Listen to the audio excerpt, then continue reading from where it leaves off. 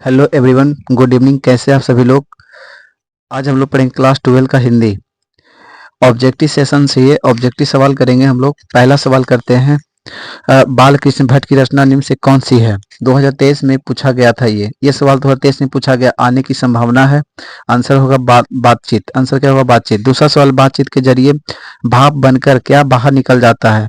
तो आंसर होगा मवाद या धुआं। मवाद या धुआं। तीसरा सवाल है, बालकृष्ण भट्ट की माता का नाम क्या था? तो आंसर होगा पार्वती देवी। आंसर क्या होगा? पार्वती देवी। निबंध लेखन की दृष्टि से भारतेंदु युग कैसा था?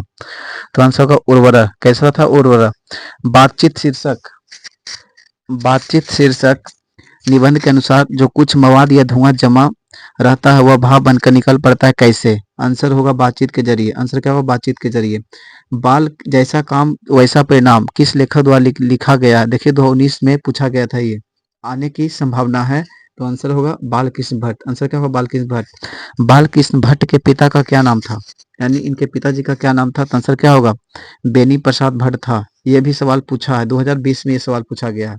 ये कब पूछा गया? 2020 में। दमयंती स्वयंवर किस लेखक की रचना है? चंद्रधर शर्मा गुलेरी का, मल्यज या बालकृष्ण भट्ट के, या भगत सिंह का? आंसर क्या होगा? बालकृष्ण भट्ट का। बालकृष्ण भट्ट की रचना का बातचीत क्या है? ये क्या है? तो ये ललित निबंध है। बालकृष्ण भट्ट किस युग के निबंधकार थे? भारतेंदु युग के। किस युग के? भारतेंदु युग के। मनुष्य की बातचीत का उत्तम तरीका क्या होता है? तो आंसर का अवाक होकर अपने बातचीत करना। संवाद में सबसे महत्वपूर्ण क्या होता है? तो आंसर है आत्मीयता। बालकृष्ण भट्ट का जन्म कब हुआ था? तो आंसर इसका होगा 23 जून 1844 से। 23 जून 1844 ईस्वी को। अगला 14 सवाल है, संयुक्ता स्वयंवर रचना किसकी है? तो आंसर होगा श्रीनिवास दास की। दास की। बातचीत शीर्षक निबंध के अनुसार रस का समुद्र किनकी बातचीत में उमड़ा चला जाता है? आंसर होगा दो हम सहेलियों में बातचीत। दो सहेलियों की बातचीत में।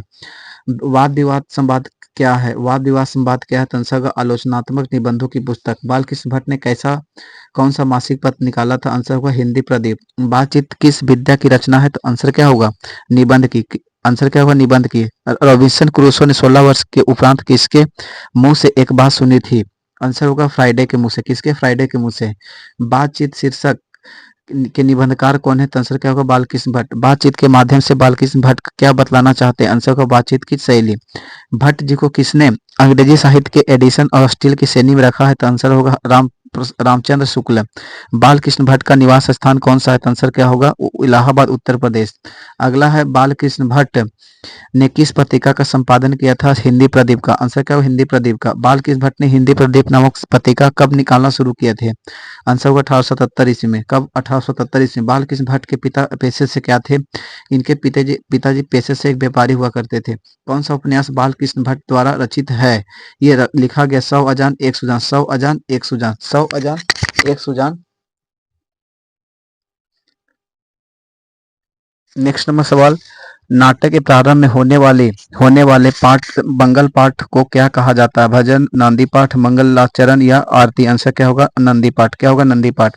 रॉबिन्सन क्रूसो को कब तक मनुष्य का मुख देखने को नहीं मिला था? आंसर होगा 16 वर्ष तक। बोलने से मनुष्य के रूप का साक्षात्कार होता है, यह किसने कहा था? आंसर होगा तो बेन जॉनसन। असल बातचीत सिर्फ दो व्यक्तियों में ही हो सकती है, यह किसका मत है? तो आंसर क्या होगा? तो एडिसन। क्या होगा? एडिसन। एडिसन के अनुसार असल बातचीत कितने लोगों के बीच हो सकती है? आंसर होगा एक, दो लोगों के बीच में। बातचीत से मन किस प्रकार का हो जाता है? आंसर क्या होगा? हल्का और स्वच्छ। हल्का और क्या होगा? स्वच्छ होगा। हल्का और स्वच्छ हो जाता है। अगला है, आर्ट ऑफ कन्वर्सेशन कहाँ से लोगों को सर्वाधिक प्रचलित है? आंसर होगा यूरोप से। अगला सवाल, बालकृष्ण भट्ट किस काल के मतलब की थे? तो आधुनिक काल के। किस काल के? तो आधुनिक काल के। अगला चैप्टर है उसने कहा था, जो कि नेक्स्ट पार्ट में करेंगे।